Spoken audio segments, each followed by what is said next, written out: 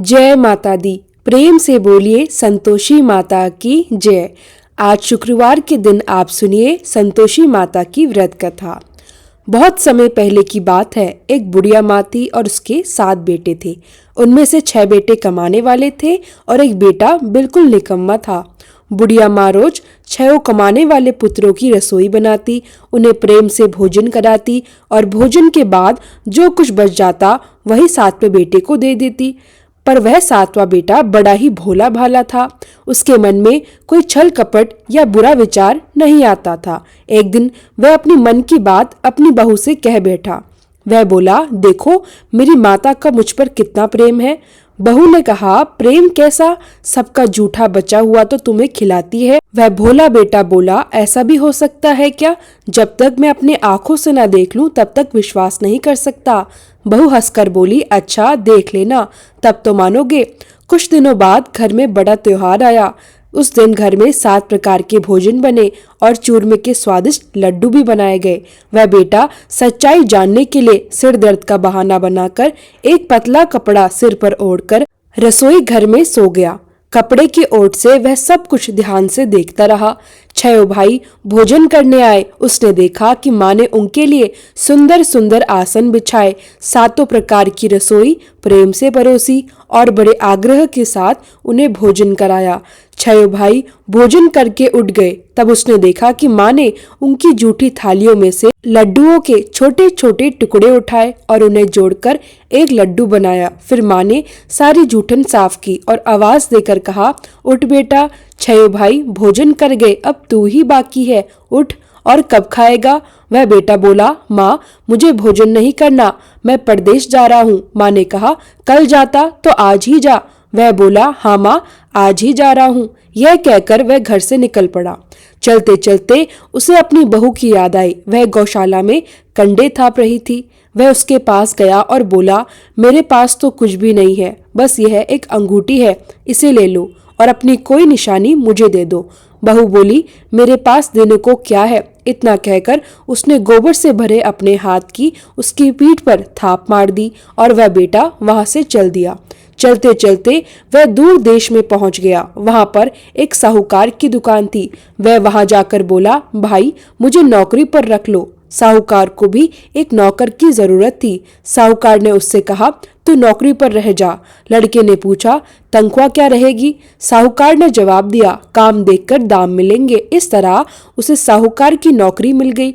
वह लड़का सवेरे 6 बजे से लेकर रात 12 बजे तक पूरी मेहनत से काम करने लगा। कुछ ही दिनों में उसने दुकान का पूरा लेन देन, हिसाब किताब, ग्राहकों को माल बेचना, सारा काम सीख लिया और संभालने लगा। साहूकार के वहां पहले से ही 7-8 नौकर थे। वे सब यह देखकर चक्कर खाने लगे कि यह नया नौकर तो बहुत होशियार निकल गया। सेठ ने भी उसका काम देखा। उसकी मेहनत और समझदारी से सेठ बहुत प्रभावित हुआ। केवल 3 महीने के अंदर ही साहूकार ने उसे मुनाफे का साझेदार बना लिया। समय बीतता गया। 12 वर्षों में वह लड़का खुद एक नामी सेठ बन गया। अब मालिक ने सारा कारोबार उसी पर छोड़ दिया और स्वयं बाहर चला गया। अब बहू पर क्या बीती वह सुनो। उसके सास ससुर उसे तरह तरह से दुख देने लगे। उससे सारी गृहस्थी का काम करवाते और फिर उसे लकड़ी लेने जंगल में भेज देते। घर में जो रोटियों के आटे से भूसी निकलती, उसी भूसी की रोटी बनाकर उसे खाने के लिए दे दी जाती। पीने के लिए फूटे हुए नारियल की नरेली में थोड़ा सा पानी दे दिया जाता। इस तरह उसके दिन बड़ी तकलीफ में बीतने लगे। एक दिन वह लकड़ी लेने जंगल की ओर जा रही थी। रास्ते में उसने देखा कि बहुत सी स्त्रियां संतोषी माता का व्रत कर रही थी। वह वहीं रुक गई और उनसे कहने लगी, बहनों, यह तुम किस देवता का व्रत करती हो? इस व्रत को करने से क्या फल मिलता है? इस व्रत को करने की विधि क्या है? उसने आगे कहा, यदि तुम अपने इस व्रत का पूरा विधान मुझे समझाकर बताओगी तो मैं तुम्हारा बहुत बड़ा एहसान मानूंगी। तब उनमें से एक स्त्री बोली, सुनो, यह संतोषी माता का व्रत है। इसके करने से निर्धनता और दरिद्रता का नाश होता है। घर में माता लक्ष्मी का आगमन होता है। मन की सारी चिंताएं दूर हो जाती है। घर में सुख होता है, जिससे मन को प्रसन्नता और शांति मिलती है। निपुत्री को पुत्र की प्राप्ति होती है। यदि प्रीतम बाहर गया हो तो वह शीघ्र ही घर लौट आता है। कुंवारी कन्या को मनपसंद वर मिलता है। यदि राजद्वार में बहुत दिनों से कोई मुकदमा चलता आ रहा हो तो वह भी समाप्त हो जाता है। कलेश की निवृत्ति होती है, घर में सुख और शांति का वास होता है, घर में धन जमा होता है, पैसा और जायदाद का लाभ होता है और मन में जो भी कोई कामना हो वह सब इस संतोषी माता की कृपा से पूरी होती है।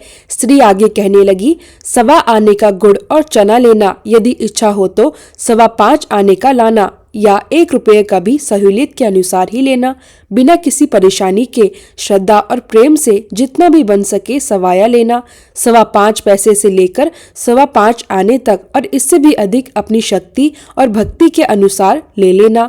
हर शुक्रवार को निराहार रहकर कथा कहना और सुनना, इसके बीच क्रम टूटना नहीं चाहिए, लगातार नियम का पालन करते रहना चाहिए। यदि कथा सुनने वाला कोई न मिले तो घी का दीपक जलाकर उसके सामने जल का पात्र रखकर कथा कहना, परंतु ध्यान रहे नियम कभी भी नहीं टूटना चाहिए। जब तक कार्य सिद्ध न हो जाए तब तक नियम का पालन करते रहना चाहिए और जब कार्य सिद्ध हो जाए तभी व्रत का उद्यापन करना चाहिए, बीच में उद्यापन नहीं करना चाहिए। माता 3 मास में फल पूरा करती है। यदि किसी के खोटे ग्रह भी हों तो भी माता 1 वर्ष में अवश्य कार्य सिद्ध करती है। कार्य सिद्ध होने पर ही उद्यापन करना चाहिए। उद्यापन में 2.5 सेर आटे का खाजा बनाना चाहिए, इसी अनुसार खीर बनानी चाहिए और चने का साग बनाना चाहिए। 8 लड़कों को भोजन कराना चाहिए। जहाँ तक संभव हो देवर, जेठ, भाई, बंधु या कुटुंब के लड़के लेने चाहिए। यदि वे न मिले तो रिश्तेदारों और पड़ोसियों के लड़कों को बुलाना चाहिए। उन्हें प्रेम पूर्वक भोजन कराकर यथाशक्ति दक्षिणा देनी चाहिए और इस प्रकार माता का नियम पूरी श्रद्धा से पूरा करना चाहिए। उस दिन घर में किसी भी प्रकार की खटाई नहीं बनानी चाहिए। यह सब सुनकर बुढ़िया की बहू वहां से चल दी। रास्ते में लकड़ी के बोझ को बेच दिया और उन पैसों से गुड़ और चना लेकर माता के व्रत की तैयारी करने लगी। आगे चली तो सामने माता का मंदिर दिखाई दिया। यह देखकर वह संतोषी माता के मंदिर में गई और माता के चरणों में लौटने लगी। इसके बाद वह माँ से हाथ जोड़कर विनती करने लगी, हे माँ, मैं निपट मूर्ख हूँ, व्रत के नियम कुछ भी नहीं जानती, मैं बहुत दुखी हूँ। हे माता, हे जगत जननी, मेरा दुख दूर करो, मैं आपकी शरण में हूँ। माता को दया आ गई। एक शुक्रवार बीता कि दूसरे शुक्रवार को ही उसके पति का पत्र आ गया और तीसरे शुक्रवार को उसका भेजा हुआ पैसा भी आ पहुंचा। यह देखकर जेठानी मुंह सिकोड़ने लगी, कहने लगी, इतने दिनों में इतना पैसा आया, इसमें क्या बढ़ाव है।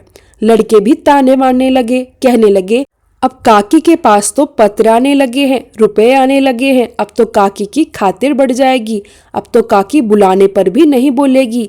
बेचारी बड़े ही सरल भाव से बस इतना कहती, भैया पत्र आएगा, रुपए आएंगे तो हम सबके लिए ही अच्छा है। इतना कहकर उसकी आंखों में आंसू भर आते। वह संतोषी माता के मंदिर पहुंचती है। मंदिर में आकर मातेश्वरी के चरणों में गिरकर फूट फूट कर रोने लगती है। कहती है, माँ, मैंने तुमसे कभी पैसा नहीं मांगा, मुझे पैसे से क्या काम, मुझे तो अपने सुहाग से काम है। मैं तो अपनी स्वामी के दर्शन मांगती हूँ, मैं तो अपने स्वामी की सेवा मांगती हूँ। उसकी सच्ची पुकार सुनकर माता प्रसन्न हो जाती है। माता करुण स्वर में कहती है, जा बेटी, तेरा स्वामी जल्द आएगा। यह सुनते ही वह खुशी से बावली सी हो जाती है। घर लौटकर और भी मन लगाकर अपने सारे काम करने लगती है। अब संतोषी माता विचार करने लगती है। माता सोचती है, इस भोली पुत्री से तो मैंने कह दिया कि तेरा पति आएगा, पर आएगा कहाँ से। वह तो इसे स्वप्न में भी याद नहीं करता, इसे याद दिलाने तो अब मुझे ही जाना पड़ेगा। ऐसा विचार कर माता उस बुढ़िया के बेटे के पास पहुंचती है। स्वप्न में प्रकट होकर माता कहती है, साहूकार के बेटे सोता है या जागता है। वह कहता है, माता, ना मैं पूरी तरह सो रहा हूँ ना पूरी तरह जाग रहा हूँ, बीच की अवस्था में हूँ, आज्ञा दीजिए, क्या कहना है। माता कहती है, तेरा घर बार है या नहीं। वह बोला, माता, मेरा सब कुछ है। माता बोली, माँ बाप है, भाई बहन है, बहू है, फिर क्या कमी है। माता आगे कहती है, पुत्र, तेरी घरवाली बहुत कष्ट उठा रही है, तेरे माँ बाप उसे दुख दे रहे हैं, वह तेरे लिए तड़प रही है, तेरी राह देख रही है। वह बोला, हाँ माता, यह सब मुझे मालूम है। वह आगे कहता है, पर मैं जाऊं कैसे माँ, परदेश की बात है, लेन देन का कोई हिसाब नहीं सदा, जाने का कोई रास्ता नजर नहीं आता। ऐसे में मैं कैसे चला जाऊं? माता करुणा से कहती है, पुत्र मेरी बात मान, सवेरे उठकर नहा धो लेना, संतोषी माता का नाम लेकर घी का दीपक जलाना, मुझे दंडवत प्रणाम करके अपनी दुकान पर जाकर बैठ जाना। देखते ही देखते तेरा सारा लेन देन चुक जाएगा, जमा हुआ माल बिक जाएगा और सांझ होते होते तेरे सामने धन का ढेर लग जाएगा। अब वह सवेरे बहुत ही जल्दी उठने लगा। उठते ही अपने मित्र बंधुओं के पास जाकर अपने सपने की बात बड़े उत्साह से बताने लगा, लेकिन उसके मित्रों ने उसकी एक भी बात पर ध्यान नहीं दिया। सब लोग उसकी बात को अनसुना करके उसकी खिल्ली उड़ाने लगे। किसी ने कहा, अरे भाई, सपने भी कभी सच होते हैं क्या? तभी वहां एक बूढ़ा व्यक्ति बोला। उसने बड़ी शांति से कहा, देख भाई, मेरी बात मान लो। इस तरह सांझ झूठ के पड़ने के बजाय देवी ने सपने में जैसा कहा है वैसा ही करके देख, तेरा क्या जाता है इसमें? करने में हानि तो है ही नहीं। अब बूढ़े की बात उसके मन में बैठ गई। उसने सोचा, चलो एक बार करके तो देख ही लेते हैं। बूढ़े की बात मानकर वह व्यक्ति नहा धोकर पवित्र हुआ। फिर उसने संतोषी माता को पूरे मन से प्रणाम किया, घी का दीपक जलाया और माता का नाम लेकर अपनी दुकान पर जाकर बैठ गया। थोड़ी ही देर बीती थी कि वह हैरान रहकर देखने लगा। जो लोग पहले पैसा देने में कतराते थे वह खुद रुपया लेकर आने लगे। जो लोग उधार लेते थे वह हिसाब लेकर आने लगे। कोठी में भरे हुए सामानों के खरीदार नगद में सौदा करने लगे। देखते ही देखते शाम तक धन का ढेर लग गया। वह मन ही मन माता का नाम लेकर बहुत प्रसन्न हुआ। खुशी खुशी वह घर जाने की तैयारी करने लगा। गहने, कपड़े और जरूरत का सामान खरीदने लगा। यहाँ दुकान का काम निपटाकर वह घर को रवाना हुआ। उधर उसकी बहू बेचारी जंगल में लकड़ी लेने गई हुई थी। लकड़ी लेकर लौटते समय वह माता जी के मंदिर पर थोड़ी देर विश्राम करने बैठ गई। यह तो उसका रोज का रुकने का स्थान ही था। तभी उसने दूर से धूल उड़ती हुई देखी। बहू ने माता जी से पूछा, हे माता, यह धूल कैसे उड़ी है? माता ने कहा, हे पुत्री, तेरा पति आ रहा है। माता जी ने बहू से कहा, अब तू ऐसा कर, लकड़ियों के 3 बोझ बना ले। एक बोझ नदी के किनारे रख देना, दूसरा मेरे मंदिर पर रख देना और तीसरा अपने सिर पर रख लेना। तेरे पति को लकड़ियों का ढेर देखकर मोह पैदा होगा। वह यहाँ रुकेगा, नाश्ता पानी बनाकर खाएगा, फिर माँ से मिलने जाएगा। तब तू लकड़ी का बोझ उठाकर जाना और बीच चौक में जाकर 3 बार जोर से आवाज लगाना, लो सासू जी, लकड़ियों का गट्ठा लाई हूँ, भूसी की रोटी दो, नारियल के खोपड़े में पानी दो, आज कौन मेहमान आया है? माता जी की यह बात सुनकर बहू बहुत प्रसन्न हुई। उसने बहुत अच्छा माता जी कहकर उन्हें प्रणाम किया। बहू प्रसन्न मन से लकड़ियों के 3 गट्ठे बना लेती है। एक गट्ठा नदी के तट पर रखा, एक माता के मंदिर पर। इतने में ही वह मुसाफिर वहां आ पहुंचा। सूखी लकड़ियां देखकर उसके मन में इच्छा हुई कि अब यही निवास किया जाए, यहाँ भोजन बनाकर खाया पिया जाए और फिर गांव की तरफ चल दिया जाए। इस प्रकार उसने वही भोजन बनाया, भोजन करके थोड़ा विश्राम किया और फिर गांव की ओर चल दिया। उसी समय बहू अपने सिर पर लकड़ी का गट्ठा लिए आती है। वह आंगन में लकड़ी का गट्ठा डालती है और जोर से 3 बार कहती है, लो सासू जी, लकड़ी का गट्ठा लो, भूसी की रोटी दो, नारियल के खोपड़े में पानी दो, आज कौन आया है? यह सुनकर उसकी सास अपने दिए हुए सारे कष्टों को भुलाने के लिए कहती है, बहू ऐसा क्यों कहती हो? तेरा मालिक ही तो आया है। बैठ, मीठा भात खा और कपड़े गहने पहन। इतने में आवाज सुनकर उसका स्वामी बाहर आता है।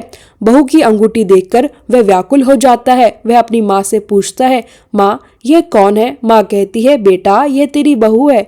आज 12 वर्ष हो गए जब से तू गया है, तब से यह सारे गांव में जानवर की तरह भटकती फिरती है, कामकाज घर का कुछ भी नहीं करती, चारों समय आकर खा जाती है। अब तुझे देखकर भूसी की रोटी और नारियल के खोपड़े में पानी मांगती है। यह सुनकर वह लज्जित होकर बोला, ठीक है माँ, मैंने इसे भी देख लिया और तुम्हें भी देख लिया।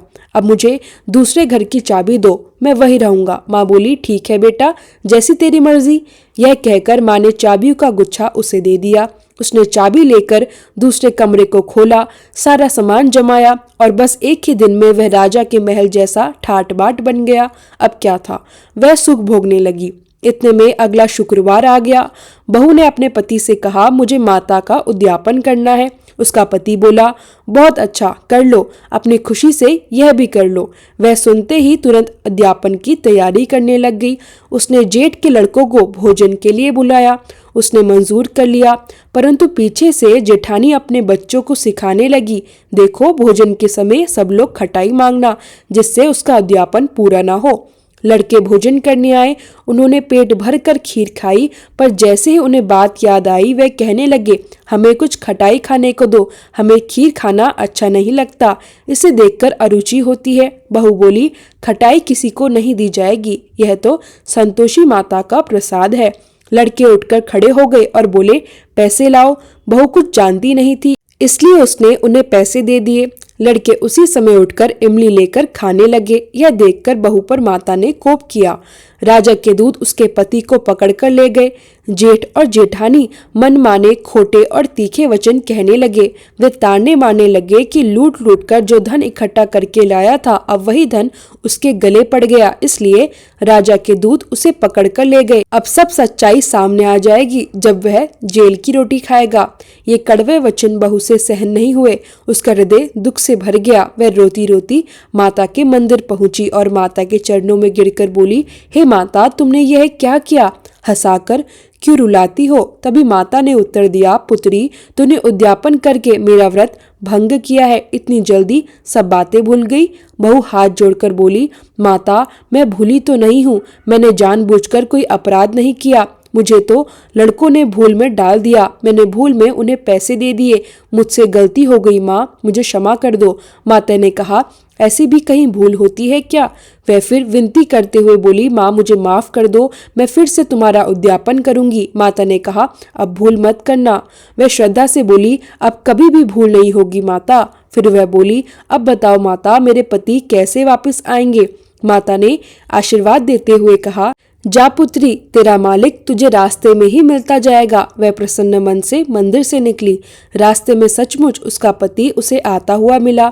बहू ने आश्चर्य से कहा, आप कहाँ गए थे? पति बोला, मैंने जो इतना धन कमाया था उसका टैक्स राजा ने मांगा था, वही भरने गया था। यह सुनकर बहू बहुत प्रसन्न हुई और बोली, अच्छा हुआ, अब घर चलो। कुछ दिन बाद फिर शुक्रवार आया। बहू ने कहा, मुझे माता का उद्यापन करना है। पति ने कहा, कर लो। बहू फिर से जेठ के लड़कों को भोजन के लिए बुलाने लगी। यह देखकर जेठानी ने उसे एक दो बातें सुनाई। फिर उसने लड़कों को सिखा दिया कि वे पहली की तरह खटाई मांग ले। लड़के बोले, हमें खीर खाना अच्छा नहीं लगता, कुछ खटाई खाने को दो। बहू ने साफ कहा, खटाई खाने को नहीं मिलेगी, खाना हो तो खाओ।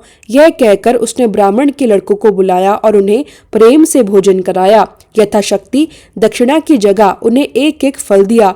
इससे संतोषी माता प्रसन्न हुई। माता की कृपा होते ही 9वें मास में उसको चंद्रमा के समान सुंदर पुत्र की प्राप्ति हुई। वह पुत्र को लेकर प्रतिदिन श्रद्धा और भक्ति से माता जी के मंदिर जाया करती। हर दिन नियम पूर्वक माता के दर्शन करती, दीप जलाती और मन ही मन माता को धन्यवाद देती। एक दिन माता ने सोचा, यह स्त्री रोज रोज मेरे दर्शन को आती है, आज क्यों ना मैं ही इसके घर चलूं, इसके हालात और इसका आसरा देख कर जाऊं।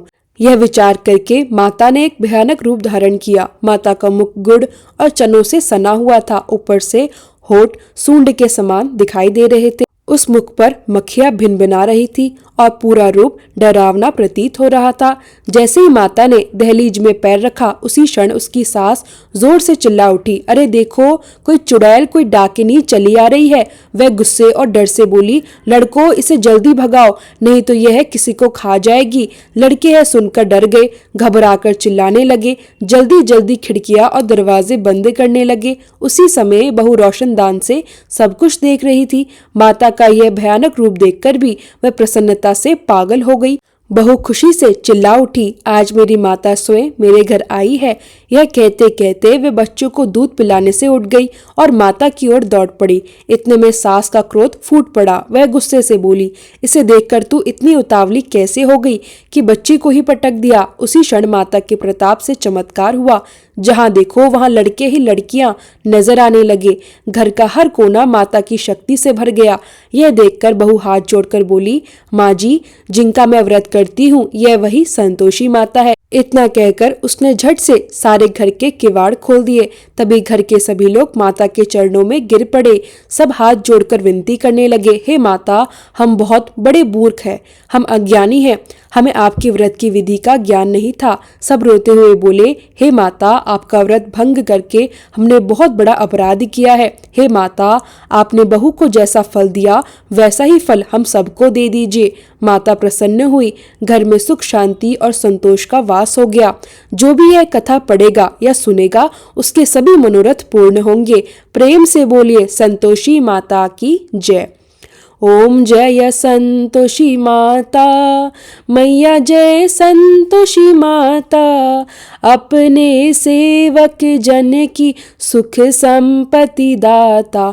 ओम जय संतोषी माता, सुंदर चीर सुनहरी माँ धारण कीनो, हीरा पन्ना दम के तन श्रृंगार लीनो। ओम जय संतोषी माता, गेरू लाल छटा छवि बदन कमल सोहे, मंद हसत करुणामय त्रिभुवन जन मोहे। ओम जय संतोषी माता, स्वर्ण सिंहासन बैठी चवर दूरे प्यारे, धूप दीप मधुमेवा भोज धरे न्यारे।